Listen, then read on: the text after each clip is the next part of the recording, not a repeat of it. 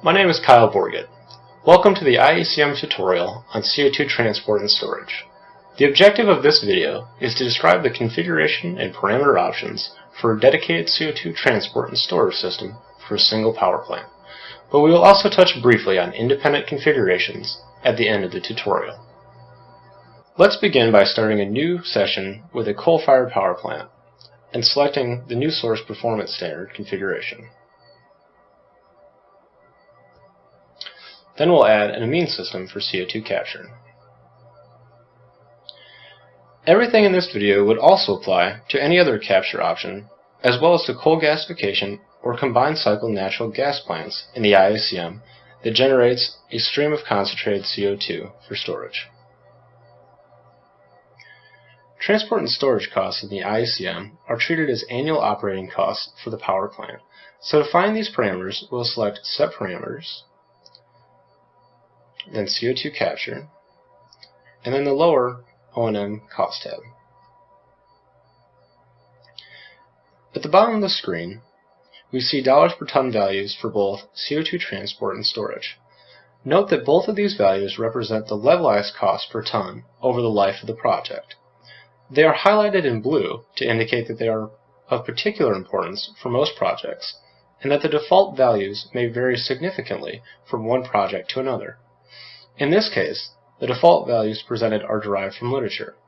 Although the IECM treats CO2 transport and storage as variable costs for services that are effectively provided by a third party, there is also a more detailed construction cost option for pipeline transport that will be covered later. The current version of the CO2 storage model in the IECM is more basic than its transport counterpart, so we will begin there. First, let's move to the lower tab called TNS Config, which provides more details on the transport and storage options. Looking first at the CO2 storage method, which is also highlighted in blue, there is a drop-down menu with two options listed. Geologic, which is the default, and EOR, which stands for Enhanced Oil Recovery. EOR should be selected if you are anticipating a positive revenue stream from sale of your captured carbon dioxide with subsequent sequestration at the EOR site. In this case, the unit price for CO2 should be entered as a negative cost per ton under the O&M cost bottom tab. The default value for this option is a negative $4.50 per ton, but hopefully your value will be higher. Geologic storage should be selected for all other applications where storage costs are expected, such as in depleted oil and gas reservoirs or deep saline formations. Note that this option also can be used to specify the cost of a non-geologic storage method, such as by mineralization, although most methods are not currently attractive for large-scale sequestration. Flipping back to the lower O&M tab, we find a default storage cost of $2.85 based on values from the literature. A future version of the IECM will have a much more detailed model of geologic storage costs based on site-specific geologic parameters, and we will notify you when that becomes available. Turning next to CO2 transport costs, we see a default value of about $1.59 a ton. As with storage costs, this value can be changed simply by unchecking the calc box and entering your own value. In this case, however, the default is being calculated from a detailed model of pipeline construction costs, which can be accessed by changing the process type menu from CCS system to pipeline transport. The config screen now presents us with two blocks of parameters that describe the pipeline model, details of which are explained in the pipeline model documentation. Basically, this model allows you to construct a pipeline of any specified length in one of 6 geographic regions in the U.S., which are shown in the pop-up menu on line 1.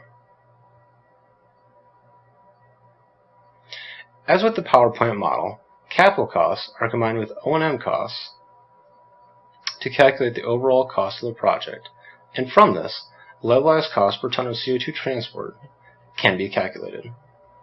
The total pipeline length is a cost-sensitive variable that should be specified for your location.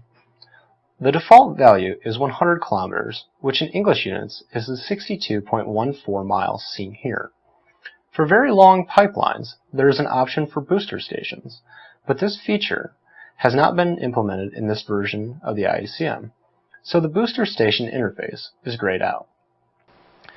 The design pipeline flow capacity defaults to 100% of the maximum flow from the power plant, which is shown here in tons per year.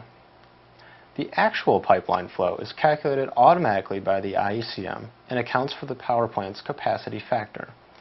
The pipeline inlet pressure is shown here in gray for information and can be changed, but that must be done in the CO2 capture system interface, since that variable is also used to size the carbon dioxide compression system.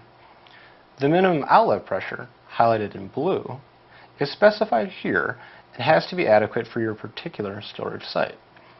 The IECM default values are generally conservative in case you don't have site-specific information. There are also default values for average ground temperature and pipe roughness factor, which affect the overall pressure drop calculation. Moving next to the Financing bottom tab, we see the cost year and three parameters used in financial calculations. The default values all come from the power plant financing screen, but they can be overridden to reflect a different perspective, such as that of a pipeline construction company, which might have a very different criteria for the desired rate of return. Moving to the next tab, retrofit costs. These factors could also apply if a previously constructed pipeline was being upgraded or modified to handle the required CO2 flow rate. Next, under Capital Cost tab, we see that the construction time defaults to 3 years. But the remaining indirect cost factors all have default values of 0, since these costs are already included in the pipeline capital cost model. Lastly, the O&M Cost tab shows a simple fixed O&M cost in dollars per year per mile. Moving to Get Results, selecting CO2 capture, and then changing the process type to pipeline transport, we can see a simplified schematic of our process. We're presented with the pressure drop across our system, as well as the size which the model has calculated to be 16 inches in diameter. On the Capital Cost bottom tab, we see that the total capital requirement for this pipeline is about $52 million. And on the O&M tab, we see that it will require about $310 in annual maintenance. On the Total Cost tab, we see that the effect on electricity costs is about $1.80 per megawatt hour, or $1.59 per ton of CO2 transported, which, if you remember, is the same variable cost which was reported earlier under the CO2 capture section of set parameters. Now let's suppose that an independent pipeline operator is interested in configuring a transport system for multiple plants that would be twice as long as the one here, with a design flow capacity of 7 million tons per year and an actual average flow of 5 million tons per year. The most straightforward way of doing this is to return to set parameters and then configure the actual numbers we would like to see.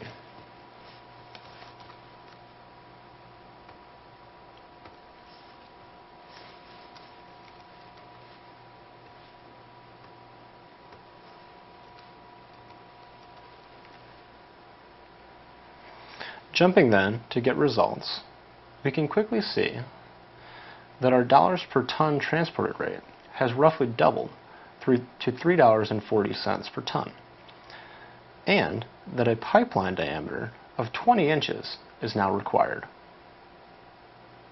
Going back to Set Parameters, and then selecting the Financing bottom tab, recall that we are configuring this system as an independent operator and are likely to want a higher rate of return than a regulated public utility.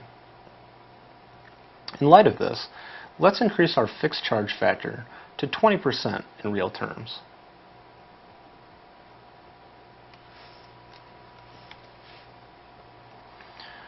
Also, let's assume that rather than the Midwest, we are constructing our pipeline from Alabama to Louisiana in hopes of trafficking CO2 towards the oil fields. So on the Config tab, selecting Southeast from the drop-down menu, we'll index the capital and operating costs to that area of the country. Going back to results shows that the physical specifications of our pipeline have remained unchanged. However, selecting total cost shows that the dollars per ton transported, which we must now cover, has risen to $6.15 per ton transported, an almost 80% increase over the previous estimate. Hopefully you are now familiar enough with the CO2 transport and storage model to tailor it to your specific needs. Thank you for watching.